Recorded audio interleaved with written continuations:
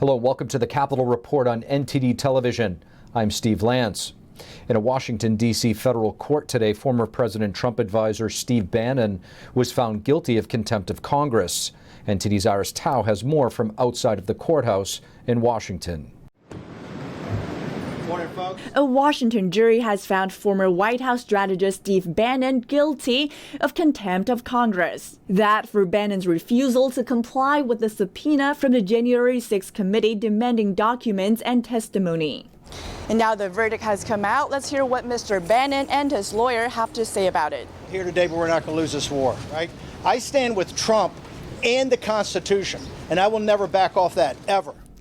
And Bannon's lawyer vowing that they will appeal and win. Have you ever in another case seen a judge 6 times say in the case that he thinks the standard for willfulness is wrong? You will see this case reversed on appeal. The Justice Department, meanwhile, touting the Friday conviction in a statement, writing that Bannon's refusal to testify was, quote, deliberate, and now a jury has found that he must pay the consequences.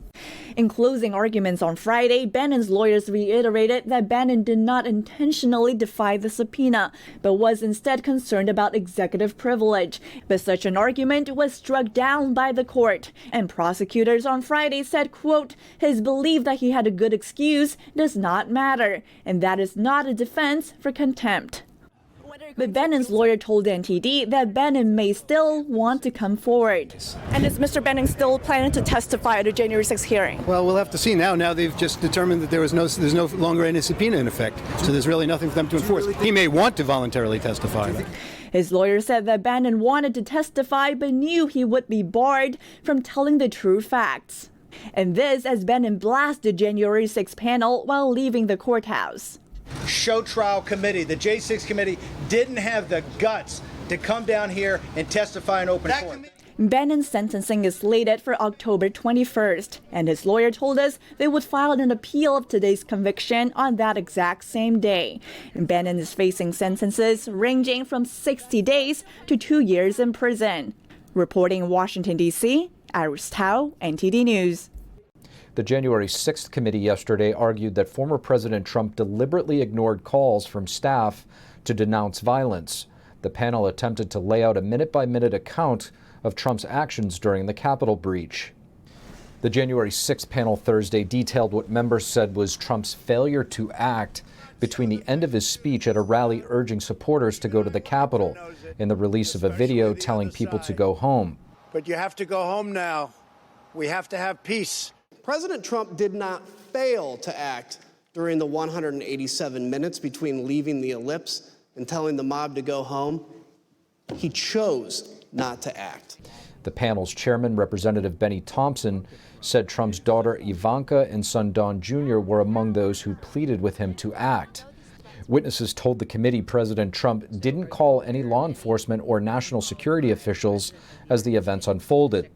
The panel used the testimony to make the case that Trump's refusal to intervene amounted to a dereliction of duty. However, prior to the rally, Trump did offer 10,000 National Guard troops, which House Speaker Nancy Pelosi refused. The panel also showed previously unseen footage of Trump rehearsing a speech the day after January 6th, where he took out a part about the election being over. This election is now over. Congress has certified the results. I don't want to say the election's over. I just want to say Congress has certified the results without saying the election's over, okay? The committee will return with hearings in September. Former First Lady Melania Trump says she was not aware of the events taking place during the U.S. Capitol breach on January 6th. Her comments come after her former chief of staff claimed that Mrs. Trump did not immediately condemn the acts of violence. In a Fox News interview, the former First Lady said that on January 6th, she was recording archival photographs of White House renovations. She told Fox she organized a team to do it several months in advance, and January 6th was the deadline. Mrs. Trump said her chief of staff, Stephanie Grisham, had not provided her details about the events on the Capitol. She said Grisham was not in the White House on January 6th and that her behavior in her role as chief of staff amounted to dereliction of duty. U.S. Congressman Zeldin was attacked last night while campaigning near Rochester, New York. The attacker, 43-year-old David Jacobonis, was released the same night. Jacobonis approached Zeldin with a sharp object in hand and told the congressman, "You're done." This is while Zeldin was speaking on stage at a campaign rally for New York governor. After the arrest, Zeldin predicted that Jacobonis would be released due to New York's controversial bail reform laws, which Republicans and some law enforcement groups say have driven up crime. Photos show the attacker carrying an unknown weapon with two small blades in his hand when he approached the congressman. Florida Congressman Mike Waltz is a member of the China task force that was set up under Republican leader Kevin McCarthy. The team is tasked with countering China's malign influence throughout the world. One of those issues comes in the way of technology, specifically computer chips. We asked the congressman about the recent CHIPS Act that has just been advanced by the Senate. Congressman Mike Waltz, thank you. Yeah, sure. Good to be with you. Congressman, I just want to ask you, the Senate has just advanced the CHIPS Act. I want to get your thoughts on that. Well, I think it's absolutely critical that the United States retain a leadership role in semiconductors.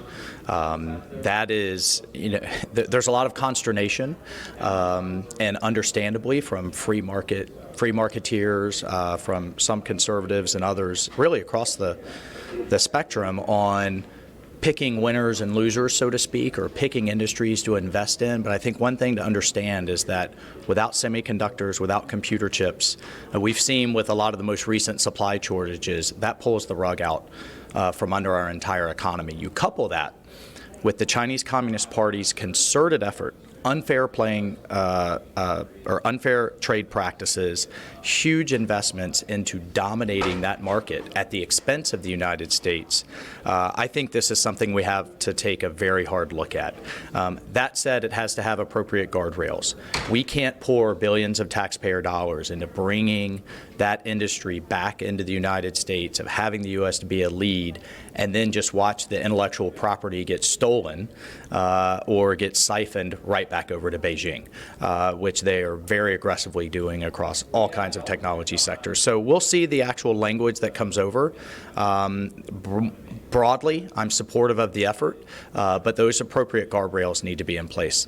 Congressman, if I could just ask you, military readiness is, of course, a very important thing when it comes to preparing and dealing with the CCP. Yeah. But when it comes to the Chinese Communist Party's ideology and subversion and infiltration in the West, how can the United States government take action on that? Well, look, I mean, I think, one, we need a much broader awareness across all elements of our society. This isn't just a whole of a government struggle. It's not just a military struggle. This is a struggle of free market democracies versus authoritarianism. And I am incredibly concerned that too many elements of American society have frankly become drunk on Chinese dollars. That's Wall Street, Hollywood, the sports industry, the NBA, academia, I mean, right on down the list. And they need to wake up to the fact that the Chinese Communist Party, not the amazing and wonderful Chinese people, the Chinese Communist Party are not our friends. They seek to supplant the United States as a global leader. They seek to replace the American dream with the China dream, in the CCP's own words. And they are using the openness of our society against us.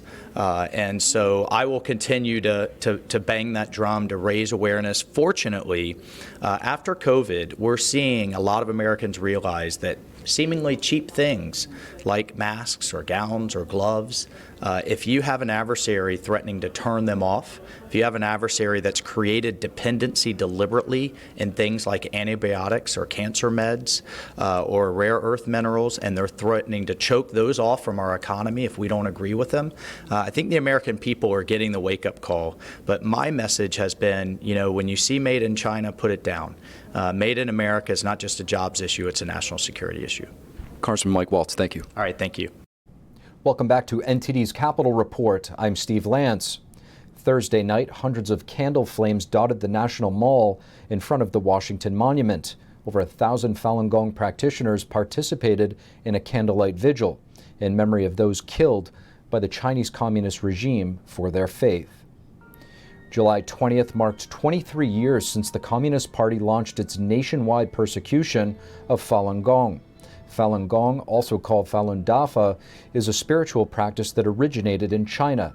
According to the Falun Dafa Information Center's website, the practice combines gentle exercise, meditation, and a moral philosophy based on the principles of truthfulness, compassion, and tolerance. The website also says there were 100 million people practicing in China by the late 1990s. And in 1999, then Communist Party leader Jiang Zemin ordered the eradication of Falun Gong. The persecution continues today. Millions of practitioners have been detained in jails, subjected to torture, slave labor, and forced live organ harvesting. Thank you for watching the Capitol Report. If you want to see our full broadcast, check us out at epochtv.com.